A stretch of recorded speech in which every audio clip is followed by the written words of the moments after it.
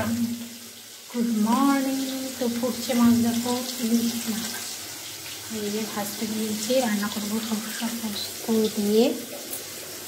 আমার বাড়ি এসে রান্না করছি যে পোস্ত সরষা দিয়ে রান্না করবো। পুরো ব্লগটা দেখতে দেখো তোমরা।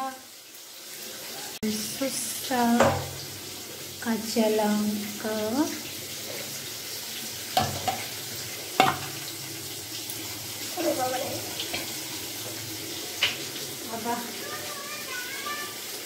আর লাগবে হচ্ছে পোস্ত। সবগুলো একসাথে মিক্স করে নেব। আর ফোড়নে দিব কাঁচা লঙ্কা, আর এটার মধ্যে একটু লবণ দিয়ে দেবো, তাহলে তিতাটা হবে না। মাছ এদিকে ভাজা হয়ে গেছে, এটা এখন পেস্ট করে নেব। শুকনো লঙ্কা, তেল আর সরষে রসুন বাটা যে দিতে পারে দিব, না দিলে না দেব। কালো জিরা,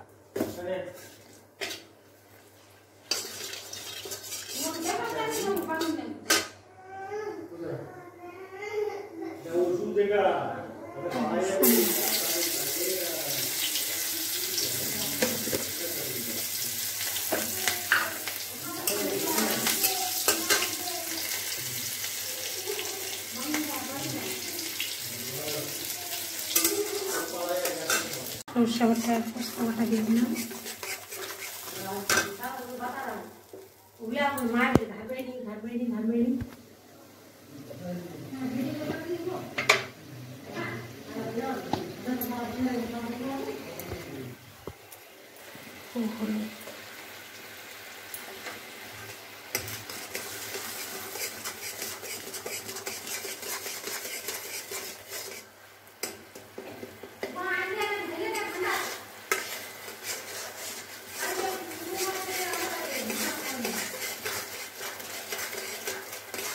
কেন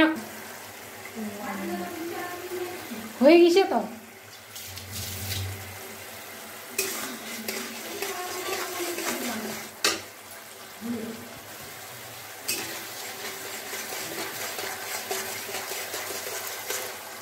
তেল দেওয়ার কোনো প্রয়োজন নেই, নামানোর আগে একটু তেল দিতে হবে।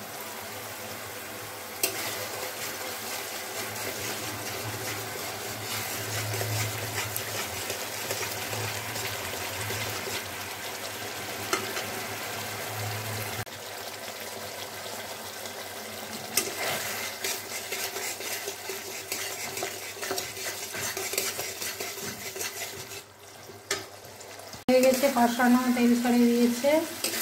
আমি জল দিয়ে দিব। আর এদিকে হচ্ছে কচু দিয়ে ইলিশ মাছ হবে। আমি জল দিয়ে দিই পরিমাণ মতো, যে যতটা ঝোল খাবে আমি এতটাই দিব।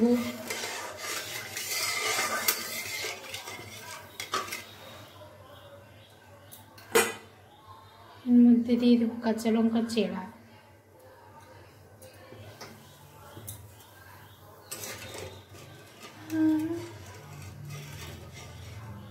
আর কিছু নাকি হবে? অনেক কচু তো করে না দেখবে।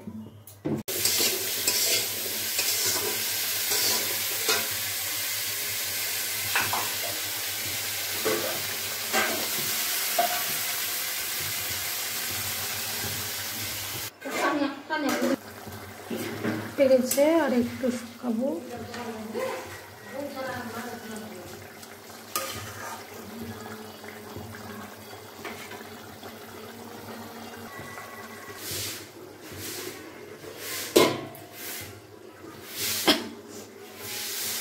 কালারটা দেখো, জাস্ট কালার।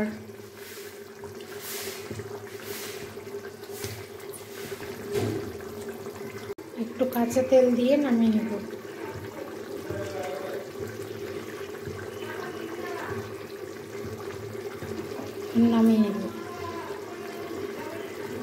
কালারটা জাস্ট দেখো, নামিয়ে নিলাম।